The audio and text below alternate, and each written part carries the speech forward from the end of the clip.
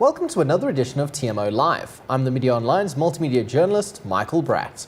The recent WannaCry malware made many people want to cry. But it's not all bad news. Advances in technology are making business easier, smarter, and more efficient. Arthur Goldstuck, Managing Director of Worldwide Works, joins me in studio to discuss all things tech. Thank you for being here. Thanks, Michael. What advances in technology are we seeing that are shaping the business world? The ones we're seeing now have already been with us for a while, and the primary ones are mobile and social. So everyone has a mobile device these days. Well, anyone that a business is going to be doing business with, and most people are on one social network or another, and that's where they tend to start getting their advice on what to buy, who to deal with, etc. So word of mouth via social media, particularly Facebook, is massive in this country, and it's just going to grow and become more important. So businesses that are not plugged into mobile and social have already lost out on a lot of opportunity.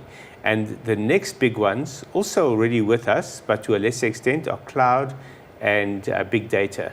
So with cloud computing, it simply makes business more flexible, it makes it more cost efficient and the like. Big data is the ability to analyze all the customer information that's coming in, and not just analyze it, but act on it as well. So many companies are still getting to grips with the very idea of going into the cloud, and very few are starting to use big data effectively. And then the next big shift is going to be in artificial intelligence, where you use automated systems, machine learning, and algorithms that predict behavior based on previous behavior to make business decisions. So business strategy and business decisions will be heavily premised on artificial intelligence assisted decision making that comes out of the big data that's collected via the cloud, that is based quite heavily on what people are doing on mobile and social. So all of these trends are interconnected and will all have a massive impact on business in the next 5 to 10 years. And as I say, an impact we are already feeling. So what should brands be doing in order to keep up with the tech that is coming? How do they not get left behind?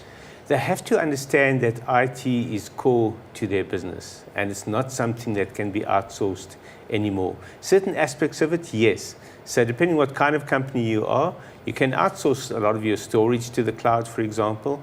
You can outsource your call center, for example, if it's not absolute core to your business. If your call center and what comes through that call center is core to your business, then you've got to be very careful about outsourcing it. If you do outsource, you've got to do it in a very strategic way.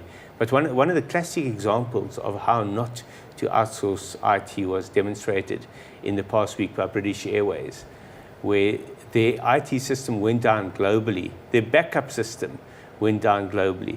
That tells us that they'd outsourced it to someone who kept all their eggs in one basket. In other words, when something went wrong with that system, everything went wrong, and the entire organization collapsed. Literally, you had aircraft stuck on the tarmacs that couldn't park. You had aircraft stuck at the boarding gates that couldn't taxi out. And then you had aircraft therefore stuck at other airports that couldn't take off because there was nowhere for them to go once they landed. And that had a knock-on effect globally. But to make matters worse, their customer information systems also collapsed. And apparently their app also collapsed because it was linked in to their IT system globally. So now you can't even tell your people in the airports, your customers on the ground, what's happening to them. So it's not just a recipe for business disaster, but for reputational disaster, customer experience disaster, every step of the way. And that seems to be a result of having outsourced the IT systems to a provider in another part of the world. Absolute core to the business, and yet outsourced. So outsource it, but outsource in a smart way, and don't put all your eggs in one basket. Exactly. So what it really comes down to is that IT has to be core to the business thinking and the business strategy, and not something where you cut costs. BA did that to cut costs. They were on a ruthless cost-cutting exercise, and they saw IT as a cost center where they could cut those costs. It's not a cost center. It's your business. It's your entire business.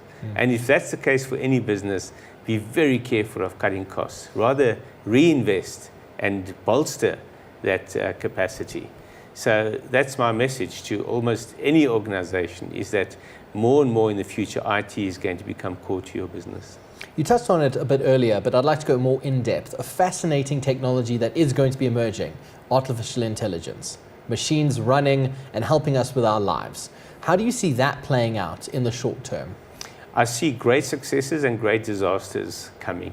The successes will be those companies who figure out how to use AI and algorithms effectively, and effectively generally will mean that they're using it to assist in decision making rather than to take over decision making, because that's where I see the disasters. Companies that think AI can take over from human beings and do the job of human beings exclusively and in isolation of human beings, I think are courting disaster. They're looking for more public relations disasters. They're looking for customer dissatisfaction on a scale that you've never seen before. And you're beginning to see bits and pieces of that where companies try to automate a lot of customer processes and don't give the customer the ability to interact with human beings when things go wrong. The only way to sort out your problem is by going through the system. And the system is a cookie cutter system. In other words, it slices the problems into manageable pieces and addresses the problems via those manageable pieces, but not via human beings. It's via automated systems. That's the beginning of artificial intelligence. Automation is really the first step. Then you get machine learning, where the machines learn how to automate further processes. And then the final step is true artificial intelligence, where the machines can actually make decisions. But those decisions must be to support decision making. Talking about disasters, the recent disaster was WannaCry, the hackware. How bad was that for South Africa, and what should brands be doing in order to protect themselves from hackware and similar threats? It wasn't a massive disaster for this country, but we were able to ascertain that something like 82 companies at least were affected by it. And this is based on an activity map that one of the antivirus companies was able to put together. So all the antivirus companies were obviously trying to monitor and measure. And the ones that were particularly interesting were companies like Kaspersky and Checkpoint. And we got a fair bit of data from them that gave us a sense of how bad it was. So Africa as a whole was barely hit. Every major city in South Africa, though, was hit to some extent. So there were people who were victims. Most never admitted it because they didn't want to admit that their IT policies were outdated, their investment in IT people was lacking, and they simply didn't have an effective IT strategy. Because that's what the WannaCry ransomware boiled down to. It meant that people hadn't kept their software updated. Aside from not having the latest software, they also hadn't installed the latest patches, the security patches that had been issued by Microsoft and that had been advertised to the entire world as being essential if you wanted to avoid being compromised. And yet, here were 82 companies in South Africa that didn't listen. So either they didn't have IT capacity, or the IT people were asleep at the wheel, or to cut costs, they had shaved off the IT capacity that was needed to deal with this kind of threat. It was a threat that could have been, let's say, headed off at the pass, instead of having to suddenly resolve it by dealing with hackers. Talking about South Africa, in terms of tech arriving in this country, how far behind are we to the rest of the world? In some ways, we're very far behind, and in some ways, we're right up there. And in many ways, we try to be right up there when we shouldn't. An example of that is when people want the latest software or the latest apps before they're officially released in this country. So they download them from, let's say, unofficial sites. It's not illegal software, but it's unofficial versions of the app. And often they run into trouble as a result of that. So we tend to be more trusting of new technology than other countries. In fact, there's research from an organization called the Mobile Ecosystem Forum that showed South Africans have the least distrust of the countries surveyed by this organization when it comes to downloading apps. So on that level, we're not really far behind, but we are kept far behind on other levels by organizations like Google, Microsoft, and Amazon, which don't see us as a priority market for their hardware products. So in terms of things like Amazon Echo, their home assistant or virtual agent. That's not available in South Africa. Same with Google Home, which is Google's equivalent of that.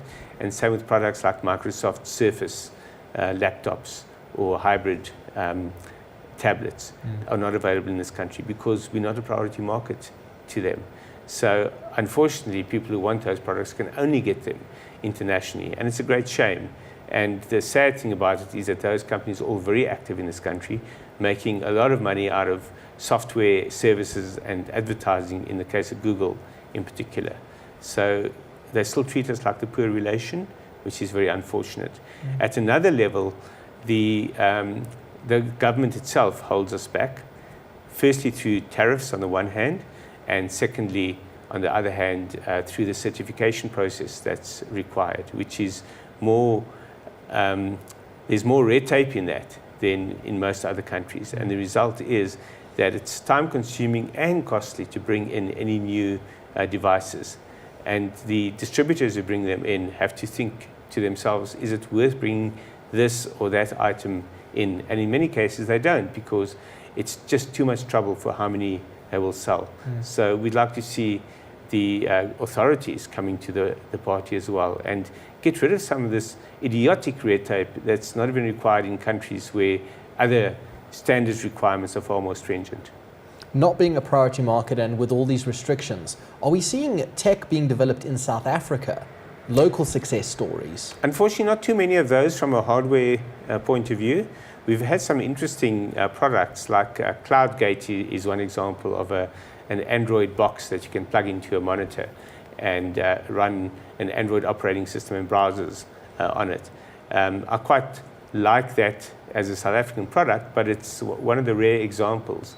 The fact that you can't really think of a dozen or 2 dozen South African products tells you that we're not really filling that gap. And the reason is that even though we have this long wait for new products, it's still cheaper to bring in products from elsewhere, and particularly from the East. If it's a generic kind of product, people will rather have it developed and built in the East and bring it in at whatever cost it takes to import it than to build it locally.